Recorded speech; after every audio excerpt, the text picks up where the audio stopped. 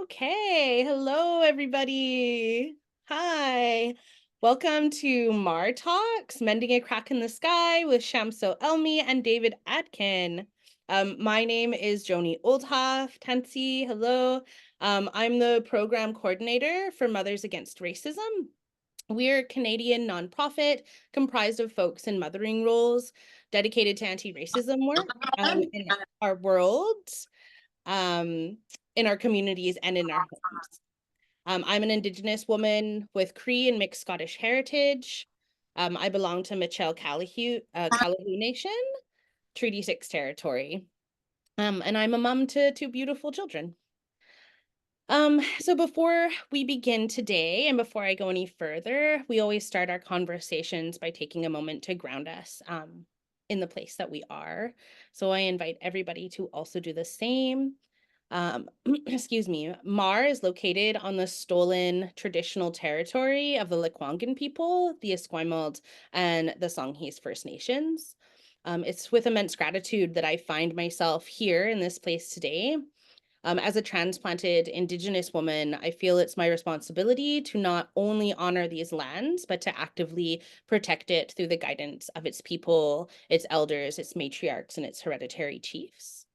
I'm endlessly grateful to these waterways, to these food systems, to these mountains, to these trees, and to the land that's held my family and continues to hold my family. Um, yeah, so I'm really excited today. This is going to be a really wonderful conversation. Um, Today's conversation is going to focus on the work of the Mending a Crack in the Sky mothers, and in turn to promote their Kickstarter campaign for their upcoming documentary of the same name. This documentary is about a determined group of 150 Somali-Canadian mothers in Northwest Toronto who are fighting to end a tragic 18-year crisis of shootings and violence that has taken the lives of their sons and many other young Somali men and boys across Canada.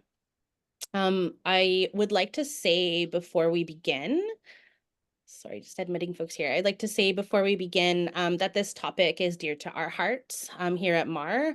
MAR is comprised of parents, and our greatest value is that we can dismantle racism through re-education and advocacy within our own homes and within our own children. So we recognize this conversation may be difficult for some. A parent's worst nightmare is the loss of their child. And for racialized families in Canada, it's a way too common tragedy. I'd like to send both my condolences and my solidarity to families near and far who have been impacted by gun violence. May we all learn to walk gently together and to continue to fight for justice. Please care for yourselves during this conversation, and if you're watching the recording afterwards. With that, I'm really grateful to you both for being here today, especially on such short notice. We really pulled this together kind of last minute, so thank you for taking the time. To start, will you please both introduce yourselves and also your roles within Mending a Crack group and the film production? Shamso, if you will start, that'd be great. Thank you, Johnny. It's my name Shamso Elmi. I'm a Somali-Canadian. I'm proud of to be a Somali-Canadian. MCIS Moms. I'm a co-founder for Mending the Crack on the Sky, and because and what's the meaning? It's Mending the Crack on the Sky. It is if the people comes together, they can even do something impossible to possible. That's what it is. And I'm a co-founder, and also I'm the one of the moms who lost for their loved one for violence. Yep. Thank you. You're David? welcome. I'm David Adkin, and I'm a documentary film director of many years, living in Toronto. And a lot of my work is focused on social justice issues. So my role with this is I'm a co-director and co-producer with Shamso of this film. It was her idea. We've known each other for over 10 years, and she called me and said, I'd like to do this film. Will you work with me? And I said, absolutely. And so my role is as a co-director has been kind of to handle the visual and audio kind of technical aspects and the shooting and the recording of the piece. And I'm also doing the editing. And Shamso is obviously the person with the connection, cultural connection to the community and the connection with the mothers and the organization Medenta, which is supporting the mothers. So, and I love working with her. It's a great combination. So. Oh, I love that.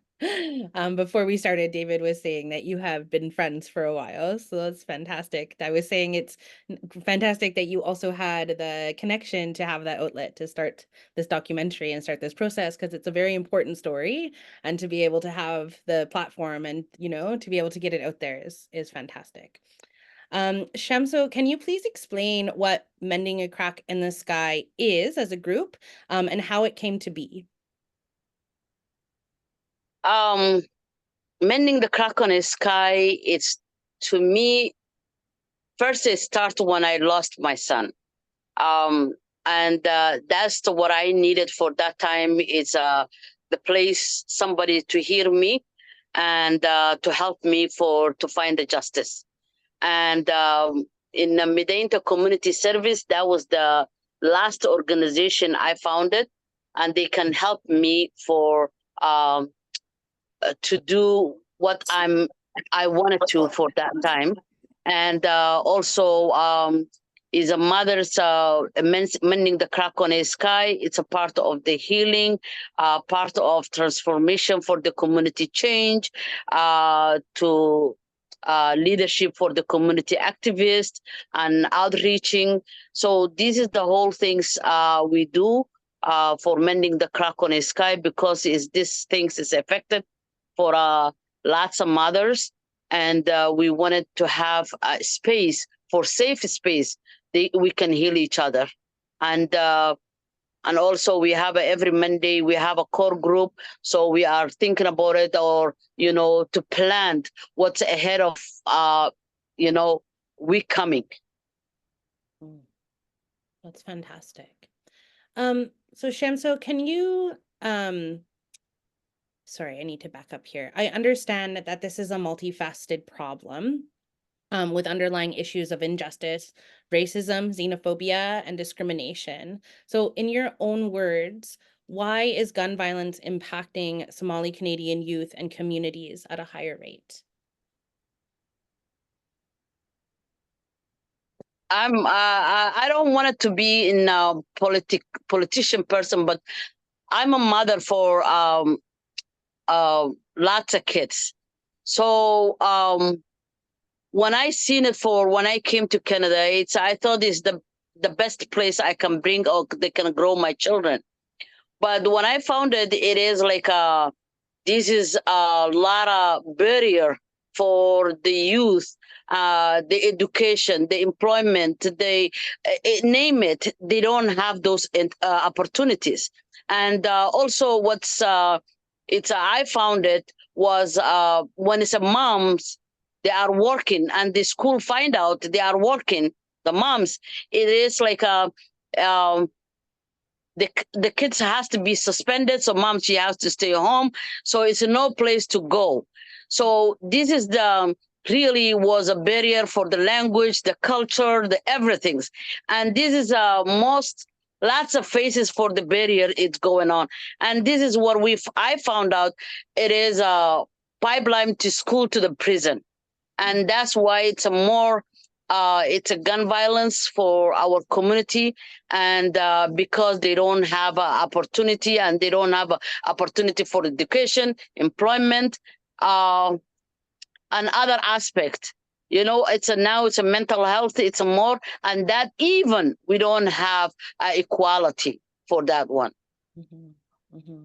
Yeah. Absolutely.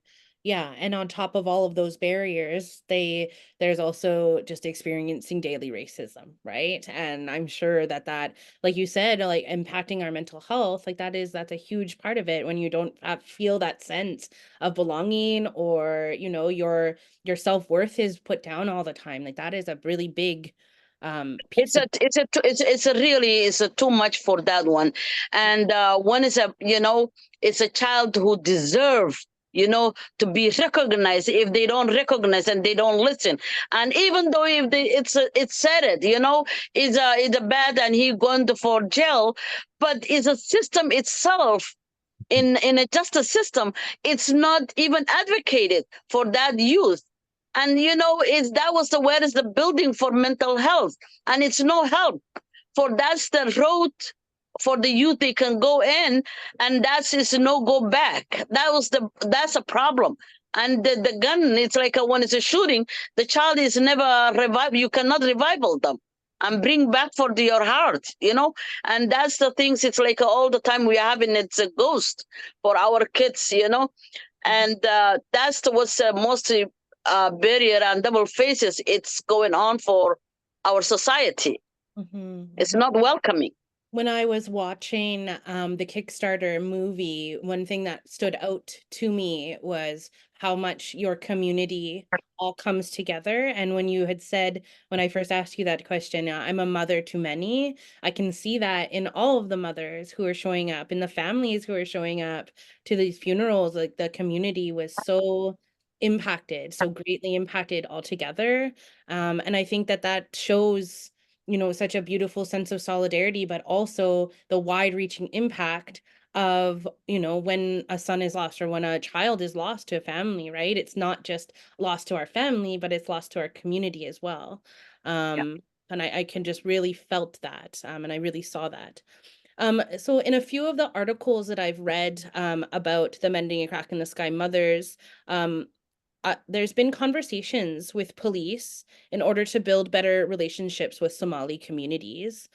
How do you feel that relationship building is going, if it is at all? And what, if any, are the barriers that your group is facing in regards to police support?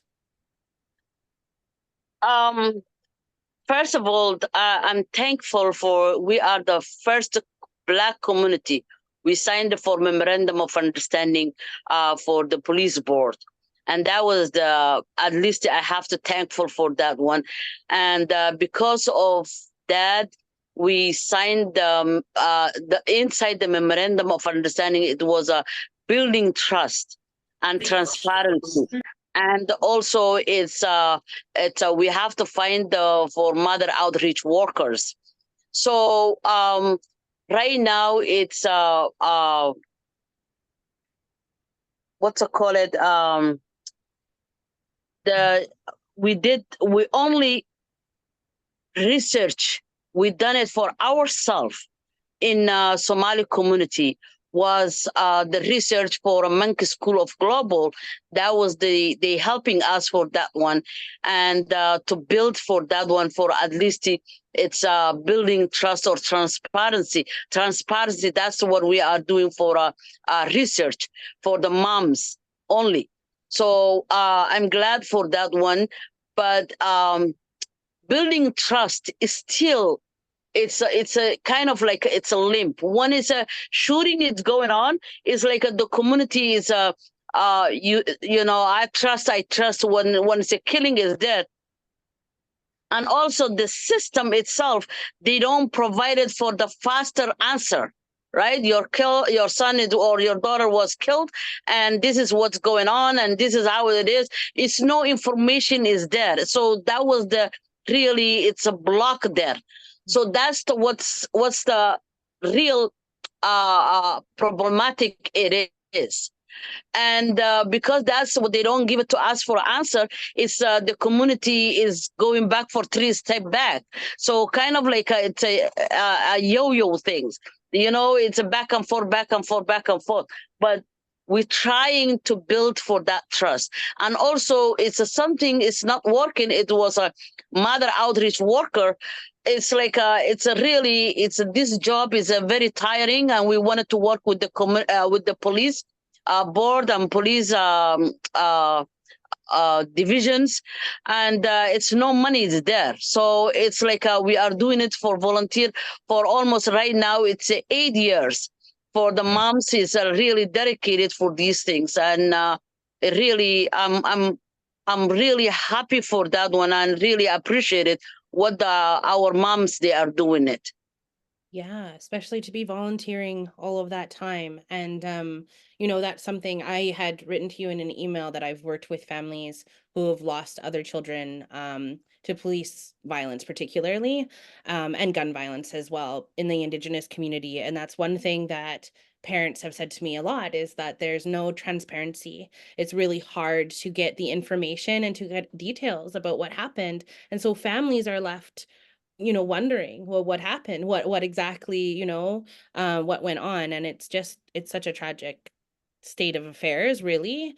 And I, you know, I'm really grateful to those mothers for doing that work, because it is a lot. It's emotionally taxing, but it's very needed. Um, David, I would like to turn to you for a moment and just ask you, I know I had asked you this question before we started, but I'd like you to tell the audience, how did you become involved with Mending a Crack in the Sky Mothers? Right. As I mentioned, I've known Shamso for over a dozen years now, and through work that I was doing with a nonprofit organization doing community-based documentary work in the Toronto area and other places. And I knew Shamso through a couple of projects. She was a participant in a film about families struggling to find safe and affordable housing in Hamilton. And then she was a participant and trainee as a filmmaker behind the camera with a group of women to make their own short films on topics of their choice, which we did in Hamilton. And out of that, she made a couple of films, short films, the group, that one of which was invited to a festival. So through that connection, when her son Hussein was killed about a year after that, Shamso went through obviously a terrible period of grieving. And when she called me up and said, I need to take action. I need to do something around this. And she told me that she was starting this mothers group, and they were having their first meetings, and they were going to be organizing to do town hall sessions and go face to face with politicians. And she said, we need to make a documentary. And I said, absolutely, I'm in with you. So that's what it was. It's been a labor of love. I mean, this is a project that was turned down by broadcasters. We went to public broadcasters, and they, for various reasons, said no. The National Film Board turned it down, said no. So we decided we were going to do it anyway.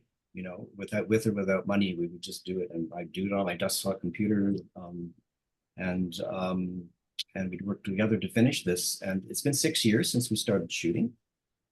And so we've been following the activities of the mothers from the first town hall meeting that was done. And then COVID kind of happened somewhere in there for a couple of years. But so we just finished shooting last fall, and now we're at the point where we are working to finish this documentary by sometime late this fall, and hopefully have a launch in the Toronto area. I will say that, I mean, finally, I thought, well, maybe I should apply to the Arts Councils for this project, which I did a year and a half ago. And both the Canada Council for the Arts and the Ontario Arts Council came on board with pretty much the maximum grants that they offer, and which was fantastic, because for us, it was really a validation of what we were trying to do, and to have a juries of peers, of filmmakers saying, we believe in this project, and yeah, go for it. So yeah, so that's been the journey on this, working on it, and says that we're still not finished yet, but we hope to be this fall. We just launched a Kickstarter fundraising campaign to help with completion funds moving forward, and I'm happy to say you have a link for that on your site for this talk. People can go, they can see that video you're talking about, the clips from the film. And the good news is we just yesterday actually met our minimum target goal, which means we can actually continue to accept more pledges after the closing deadline, which is Sunday night at 11 p.m. Eastern Time, 8 in Vancouver. Anyway, but if people find out about this late, they can still be part of this in helping make this film through a pledge. You know, so that's the great thing too. And we were worried. I think our biggest worry the last week, Shamso, was whether or not if we didn't make our target, it's all or nothing on Kickstarter, and we didn't want all those people who had expressed support for the project, who wanted their name to be on this film, and say, I believe in this and I want to support this. We didn't want to disappoint them by not meeting our target, and then all those pledges are erased and nothing goes through. And but we're there. So that's secure now, and we can keep moving forward on it. So. I'm so happy for you both. That is really fantastic. And yeah, as David was saying, that link is on the Eventbrite. It's actually also on our website. And then this recording that we're doing right now will be uploaded onto YouTube, and the link will also be there, along to any other information on how you can support David and Shamso, and this fantastic documentary. And I do recommend anybody who's also watching this YouTube video to go and watch the short film that's attached to it. It's very moving, and a really important. I'd love to talk a little bit more about the film. And, I'm just interested, when a lot of folks go through grief, a lot of the time we want to just stop. We want to not talk about our stories. We want to forget. And so I'm interested on, what is inspiring you, Shamso, to want to share this story now? And what is your hope that others are going to take away from the film? Thank you for asking me for this question.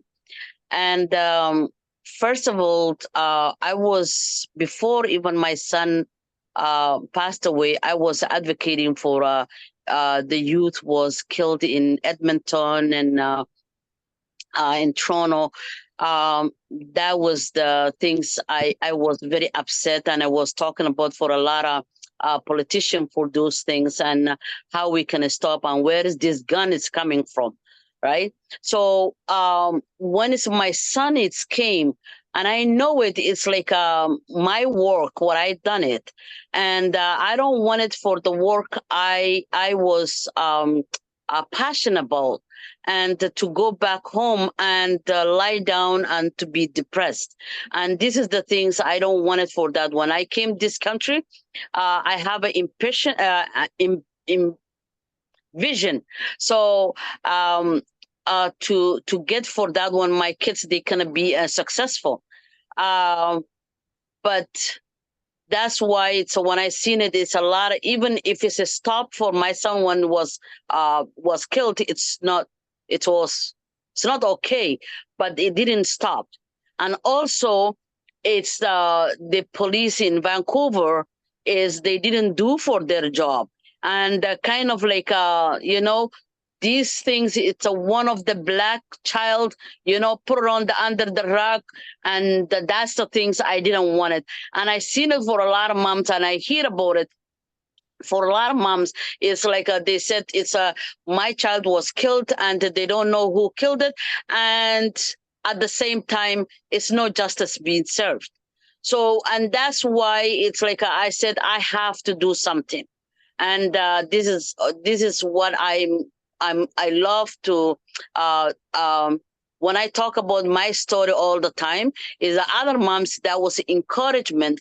They have to talk about it for their stories too. So other people, and this one, it's going to be staying for next generations, after our great children. So that was the things I wanted to pass it up for that one, so they don't have to forget for the history and what we going through for these things. And that's why is my story, and all the moms' stories I wanted to be heard.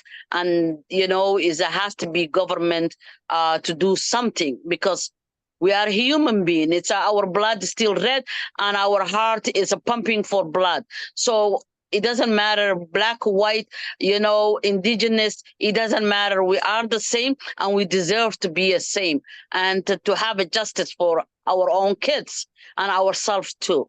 So that's why it's like it's given to me the passion, and I don't want it. It's some days it's like I'm down, yes, but it's other moms. They are the one who's encouraged me, and they said to me, "You don't have to leave us for the middle of the road." And we not allowed you. So that was, I'm thankful for the lots of mothers who were standing behind me and beside me and front of me. And that was the why I love to choose to hear for our story. It's very inspiring. It's very inspiring. I don't know I'm what I would do, but I don't know if I'd have the will to want to do a documentary, but I think that it is an absolute inspiring story and a fantastic tribute, to your son's memory, to do this work, because it's very brave and it takes a lot of energy. So thank you for putting this story out there. And I'm really excited to see the full documentary when it does come out. I think it's going to be fantastic. Thank you. And so I would like to talk a little bit about changes that you would like to see within your community, in order to create safer communities for Somali Canadians. What are your suggestions and thoughts, and what do you think is needed, maybe immediately, but also maybe into the future?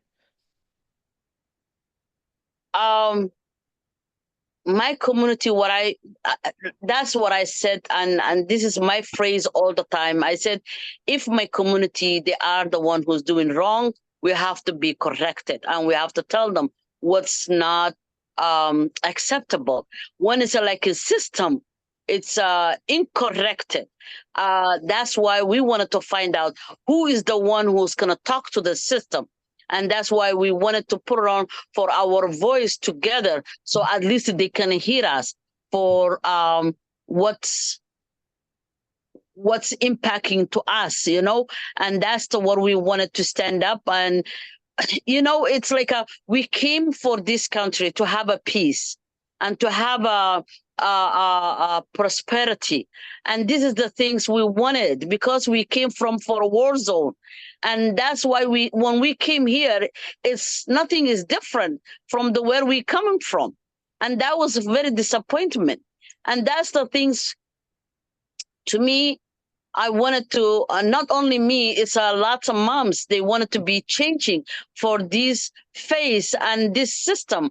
And it's rating for 100, thousands years. So this is the things we wanted to make a change, and we make sure to be inclusive for that system has to be changed too. Mm-hmm. Mm-hmm. Yeah. So It's that's that's the things my future story, and that's what I wanted to see. And also I wanted to have my sons to have his justice, so at least he can lie down for a peace. And that's what it is. Yeah. Mm-hmm. It's so And hard. I Yes. before it's like a finishing, I wanted to thank David. He is the one who stand by all the time, and helping me for what's going on for my story, my community. And that's 8 years. I'm saying to you, 5 years he was working for free. It's not a free, it's a volunteering for these moms, and put it on for all his energy and his thoughts. That's he put on for this film, and a lot of things we wanted to make a difference. And I really thankful for God and David and Mahat and all the Medenta community, and I really appreciate. I'm good. I'm lucky. I love that. That's awesome. Thank you, David, for all your Thank Well, work you. I you just do. I just want to Yeah. say, doing this kind of work, I mean, I feel so privileged to have been able to do films on subjects like this, but especially in this case, Sham. So I just have to say to you, this has been a gift. Mm. Um, it's so important, Yeah. and I love the process, and I love working with you, and I love working with the mums. And my experience has been, I mean, I want other Canadians to see and to get to know this community, because I've just experienced nothing but this great generosity and welcoming from the mums and people at Medenta. And it's just such a pleasure and an honor to work with you and to help in whatever way I can. So David, maybe I can ask you then, as somebody who has, been working with the Somali-Canadian community and with these Somali mothers, maybe what are your thoughts around, you know, the current barriers that exist, and what maybe can other Canadians do, in your opinion, to be supportive of this cause? Gosh. Well, I think I hope for what people will get from this film when they see it is an understanding of what systemic racism really means and how it actually works, how it operates. Because I think through the individual stories of the mothers talking about their sons, there's four. The film is based on the core of of Shamso and three other mothers telling the story of their sons, what happened to them, how they died, and then the response they got from the police, the justice system, and the sense of not having justice. But there's also a bigger story, and that's the story of the Somali refugees coming to Canada and how they were treated and received by our government, by the justice system, by all the institutions, immigration department, the education system, the police, you know, and all the barriers that they faced, and to understand that this is not, I mean, we talked about this earlier, we talked about it, is that these are not bad kids, right? These are not bad parents who did a terrible job of raising their kids. If they're not born this way, this is a made in Canada disaster, this whole situation with these young men dying. And it's because they were unwelcomed and meant to feel like they did not belong here. And this question of opportunities, again, youth need a sense of future, of opportunities. And this has not been the barriers that were erected, you know, and that the community has faced, and that these young got into my thing. men and boys have It just faced. goes for another 20 minutes. Oh, okay. So, you know, I want people to understand that big picture, because this is the way I think that you change people. Number one, through this individual story, personal stories, you want to reach people in heart, and you also need to reach them in the head in terms of what do we need to do about that? Well, first of all, why is this happening? And let's correct the stereotypes and the cultural assumptions and ignorance about the Somali community, and, you know, importing, you know, they're all warlords and they're importing this violence to Canada from the, no, this is not the case. I mean, there's mostly mothers with their children who came, being sent out of Somalia to safety. A lot of the men stayed behind. Some of them were killed. The families were not able to reunite, reunify for years, if ever. I mean, this is a made in Canada crisis that evolved here because of the way the barriers that were erected that prevented this community from being able to effectively and properly integrate and feel welcomed and settled, you know, in this country as their new home. And yes, as Shamso has said, these families came here looking to get away from violence. And here's this nightmare that happens here in Canada. It's appalling. It's just appalling. And I want us to try to tell that story in this film so people really understand what happened here. Mm-hmm. Yeah, it's absolutely important. And that's what I was saying before we started, right? Like there's this underlying current, if you will, of anti-immigration sentiment and xenophobia that's sort of like in this Canadian subconscious, if you will, and it just is built in, right? Like that racism, systemic racism, is built in to all of these things, all of the way that the justice system works, how the police operate, and when we're talking about these things, you know, sometimes it's hard, right? We can say, well, these are the barriers, we can identify them, but until we can actually break down the system itself and make change within the systems itself, we find ourselves in the cycle, right? How do we ever get out of the cycle if there's no actual change happening beyond, you know, surface level stuff? And it's really, it's exhausting. I know as an Indigenous person, I feel very exhausted with what we would call the justice system. I don't know if we can call it that, really, right? Because where is the justice? Where's the justice? Well, that's a huge question in this film. And I've come away from this movie, Meenakshi Manu, who was in one of the scenes with, I was talking to you about this earlier, but there's a scene, and we went back to Vancouver and for Shamso to take her youngest son with her to revisit the gravesite of Hussein. and to have some kind of sense of closure. And part of that was talking to finding somebody in Vancouver she could talk to about, is this just me? Is this, am I going crazy? Or is this, and Meenakshi was able to kind of put things together. She was a policing campaigner for Pivot Legal Society, and she's worked with families like you have in the Indigenous communities and in the drug involved communities in the east end of Vancouver. And it's not just this community that has faced this question about, is there no justice? Is there no justice in the justice system? Well, she says, she doesn't call it the justice system anymore. She calls it we have a criminal legal system. And families go to this system expecting that they're going to receive some kind of sense of justice, and taking seriously that their child has been lost or killed. And what they're finding is, in fact, there is no sense that, because there's no closure, some people are considered worthy of investigating further and finding what happened and who's responsible. And for that person, having some kind of consequence for what they've done, and it doesn't happen. And it's not just, and she's able to tie Hussein's story and Shamso's story in with what families of murdered and disappeared Indigenous women, in Vancouver and elsewhere. And this is really important to make those connections to see. And I came away with this. Yeah, I'm actually in agreement. I don't call it the justice system anymore. Mhm. The criminal legal system, which lawyers make deals, and the name of the game is get these cases, in many cases as possible, off the books so they don't go to court, because the system is falling apart.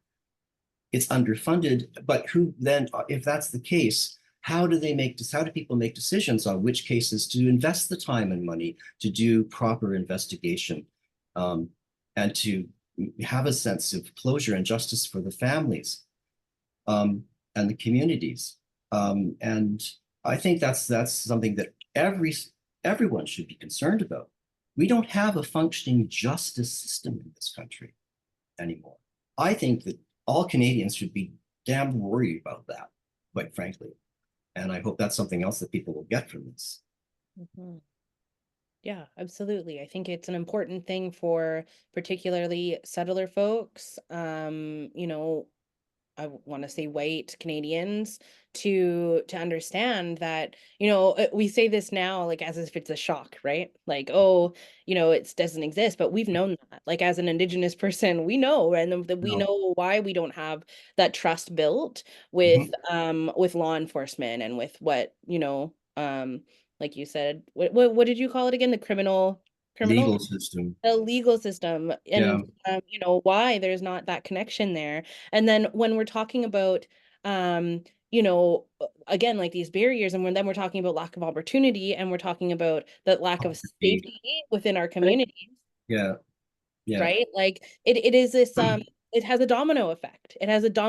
There's no, if you are for example, there's a lot of Indigenous gangs in Canada. If you are an Indigenous youth and you already don't have a trust with law enforcement around you and all those things, and then you find safety within, whether it might be a gang or some sort of whatever, you get caught up with the wrong crowd, that's offering you that safety. You have no way out anymore now because you don't have the connections, and then you don't have the resources, and now you have served jail time, and now you have this on your record. And it's like, it goes and goes and goes and goes and goes. And people are like, well, why don't we have these good relationships? Well, it just doesn't exist. It wasn't designed to be accommodating.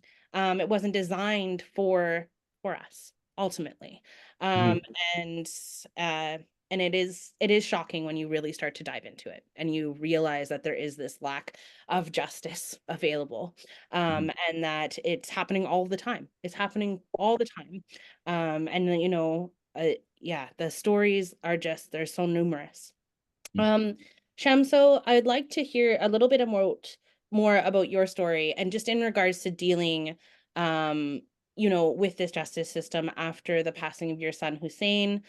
How do you feel that racism played a role in you gathering your information and just trying to find your sense of justice?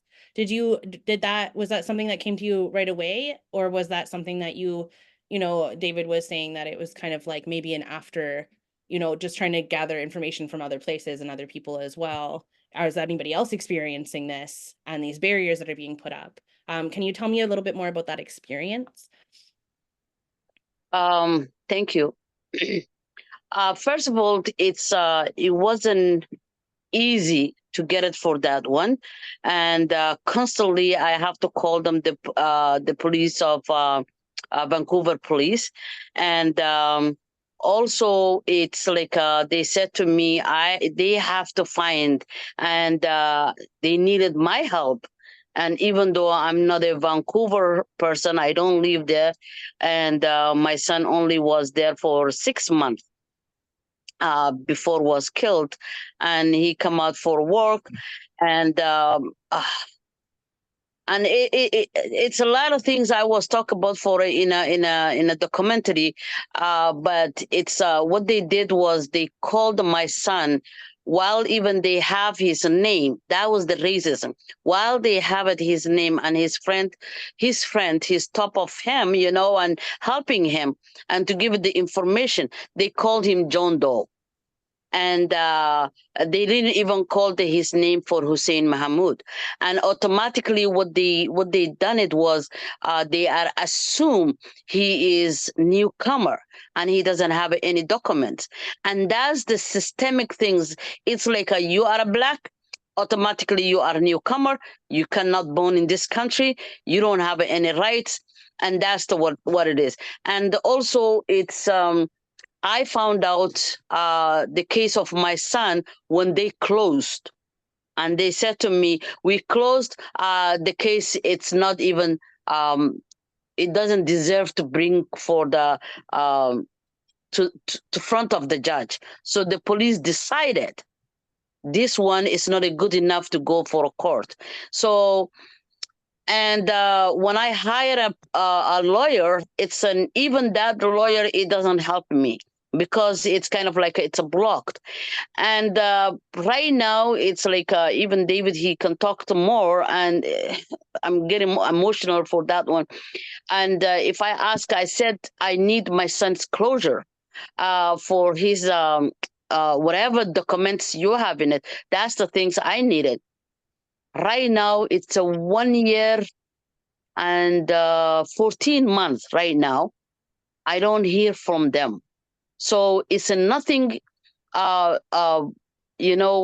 information, freedom of information. It's no freedom of information.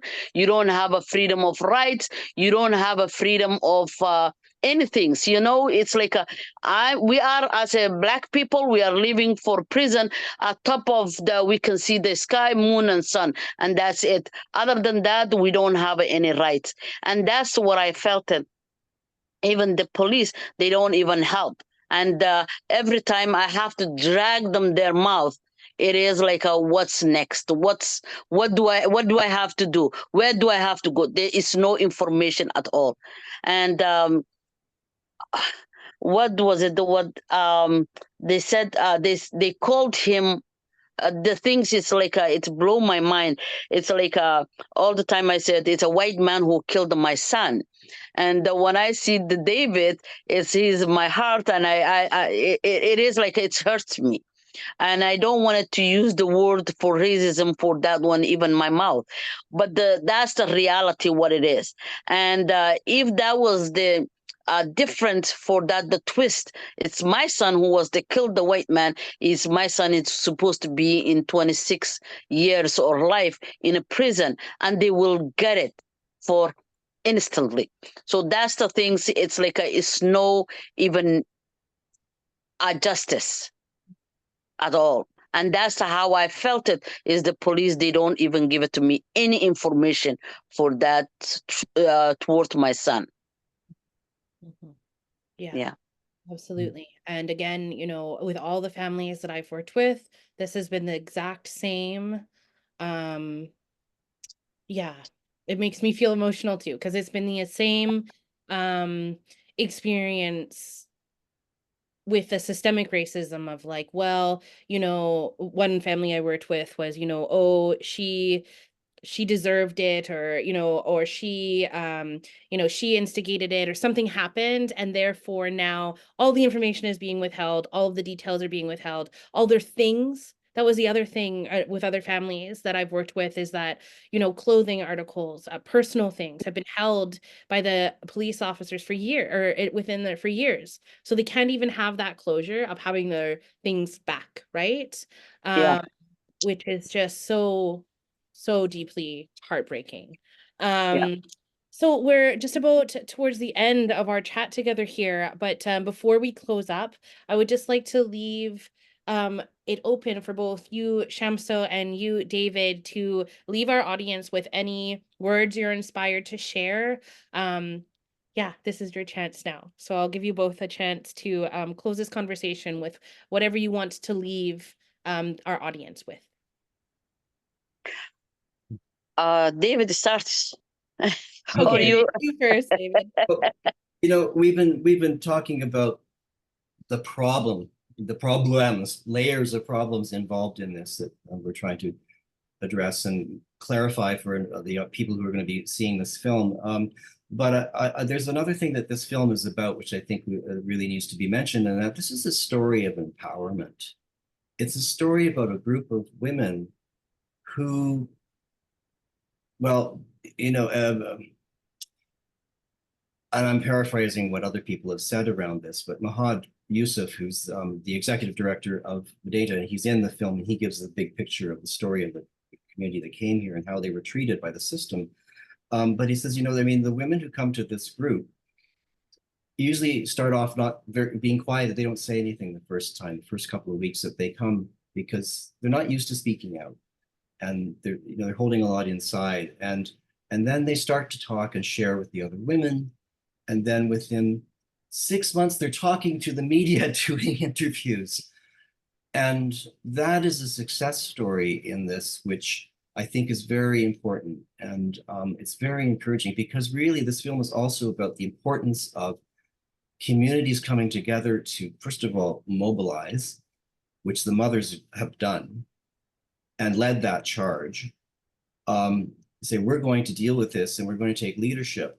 And we're going to hold the system accountable. We're going after our elected politicians to confront them about this. What are you going to do about this? You need to help. You need to help us in this situation. Going after the police, we need you to help us, not be working against us. We want to, and reaching out, you know, saying we want to build bridges with you, to build trust, as Shamso was talking about, and fix and to heal our, you know, the relationship between the police, and for you to understand us, and we need to also understand you better as well.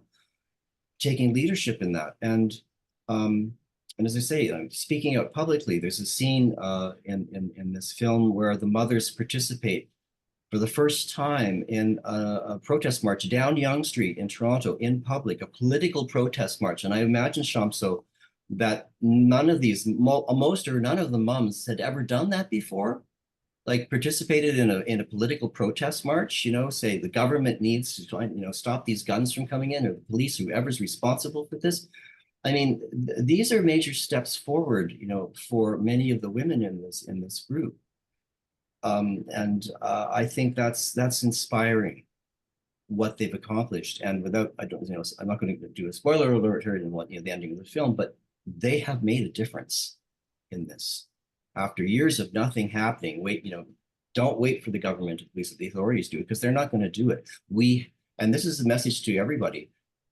You have to engage in, you know, with this system. You have to hold our institutions, public institutions, justice system, government, law enforcement accountable, because otherwise this is going to happen.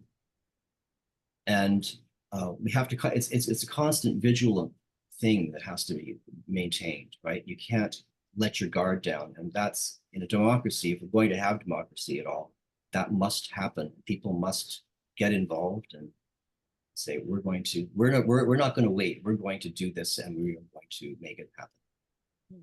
Thank you, David. It's an important part, right? Like, we need to have action with our activism. That's it's an actionable word, right? And doing the work. Yeah, for sure. Thank you so much. What about you, Shamso? What would you like to leave our audience with today? I wanted to leave the audience. It is like as our mending the crack on the sky. It says together. If people comes together, we can mend even crack on the sky. And together we stand. Together we heal. So that's what I wanted to leave it. And people. We are all human. At the end of the day, we are all human beings. That's what I wanted. It is like this racism, this anti whatever it is, so has to be stopped, and to put on everything has to be together we stand, together we heal. That's what I wanted to leave it. That's beautiful. Yeah. Well, thank you both so very much for taking the time to be with me today, to be with us here at MAR. It's been a fantastic conversation, and I'm really looking forward to the full documentary. And yeah, for anybody who's watching us in the audience today, you can find Shamso and David's Kickstarter both in the link that I've sent out via email.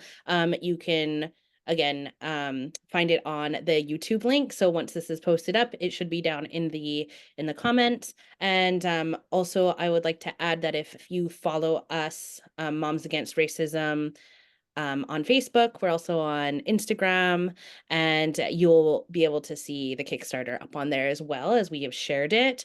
And yeah, you can also find all of our other information and our groups and our learning groups and those kinds of things on there. So I'd just like to thank everybody again for coming and being with us today. Thank you, David. Thank you, Shamso, for not just being here with us today, but for your work and for all the work that you've done in the community. Thank you. What's the video called? So if you put it on the YouTube, what's the name? Yeah, so it's under, we have our own Facebook page, which is Moms Against Racism. I think it's just Moms Against Racism Canada, and it'll come up as Mending a Crack in the Sky with Shamso and David. Yeah.